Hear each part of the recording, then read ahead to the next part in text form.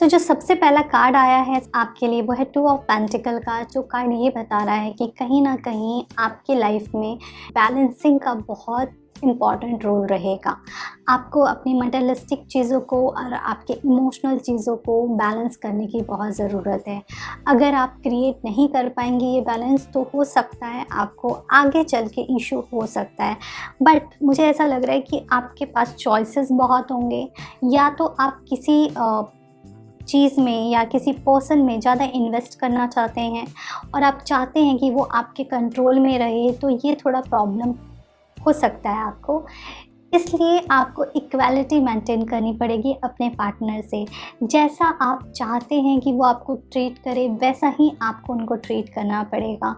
अपनी नॉलेज को दिखा कर के, अपने एंगर को या एटीट्यूड को दिखा के सामने वाले को कंट्रोल करने की कोशिश ना करें। ओके।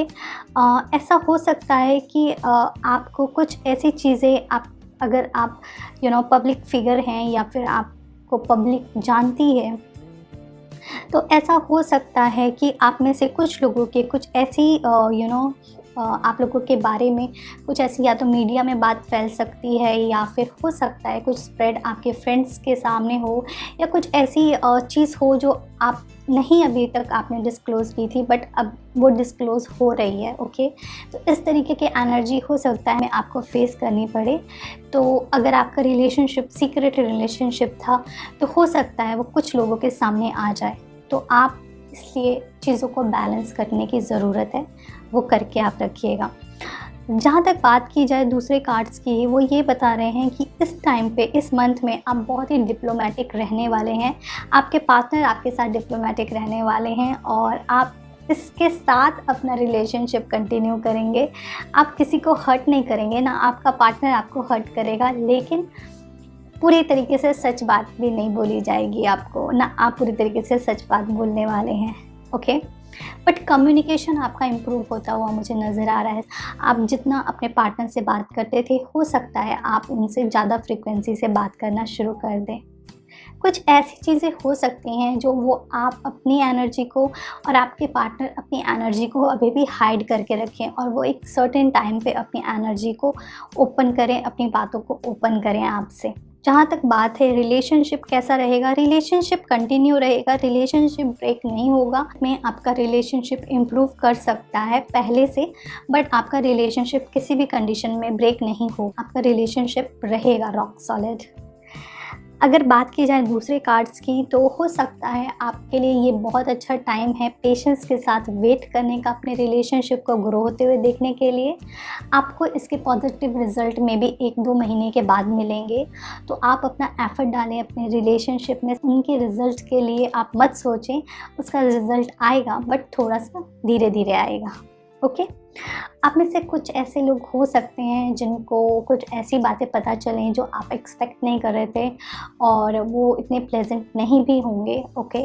बट कई बार हमको सच्चाइयों को फेस करना बहुत ज़रूरी है। जब तक हम सच को फेस नहीं करेंगे, हम ग्रो भी नहीं करते हैं और हम मैच्योर भी नहीं होते हैं। तो कुछ ऐसी चीज़ें हो सकती हैं आपके लाइफ में, कुछ ऐसी सिचुएशन में आप उनको चेक करें और उनको एक्सेप्ट करें अपनी लाइफ में और मूव ऑन करें आगे।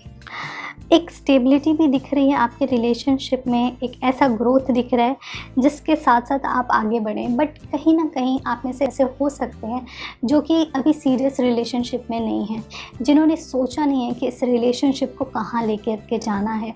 तो प्लीज़ ये बहुत अच्छा टाइम है कि आप अपने रिलेशनशिप का फ्यूचर के बारे में सोचें, और सोचें कि इस रिलेशनशिप को आप आगे कैसे बढ़ाना चाहते हैं। ओके। जो नेक्स्ट कार्ड है वो है 2 ऑफ कप का। जो ये कार्ड ये बताता है, अगेन इट्स इक्वालिटी का कार्ड। अगेन इट्स लाइक दोनों को इक्वल प्यार मिलने की ज़रूरत है। जितना प्यार आप अपने लिए चाहते हैं, उतना ही प्यार आपको अपने पार्टनर को भी देना चाहिए। ओके।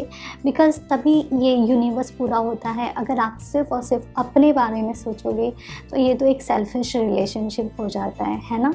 तो आपको अपने पार्टनर की भी ज़रूरत के बारे में सोचना है और अपने बारे में भी सोचना है। ओके। तो इस तरीके से आप अपने रिलेशनशिप को और खूबसूरत बना सकते हैं।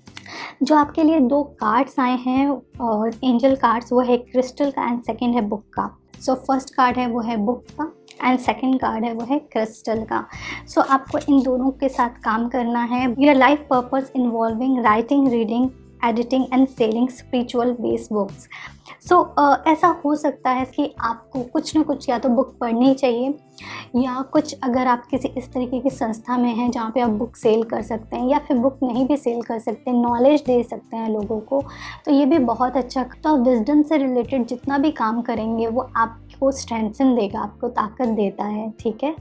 और ये भी हो सकता है कि आप कुछ आर्टिकल्स लिख सकते हैं, ओके। अगर आप जर्नलिज्म में हैं, आप कुछ इस तरीके की इंडस्ट्री में हैं, मीडिया से रिलेटेड है, तो ये आपके लिए मैसेज है कि जो भी आप लिखो वो सच लिखो, झूठ ना लिखो। जो नेक्स्ट कार्ड है वो है क्रिस्टल का। The energy of crystal support you and help you with your present situation. ये कार्ड आपको ये बता रहा है कि कोई भी सिचुएशन है आपकी, क्रिस्टल्स के साथ आपको काम करना चाहिए। क्रिस्टल्स आपको हेल्प करेंगे आपके और सारे चक्रास को बैलेंस करने के लिए, और आपको ग्रो करने के लिए, आपकी रिलेशनशिप को ग्रो करने के लिए, और आपके माइंड में जो भी थोड़ी सी डिप्लोमेसी, आपके माइंड में जो भी नेगेटिव थॉट्स आते हैं उनको बैलेंस करने के लिए, ओके।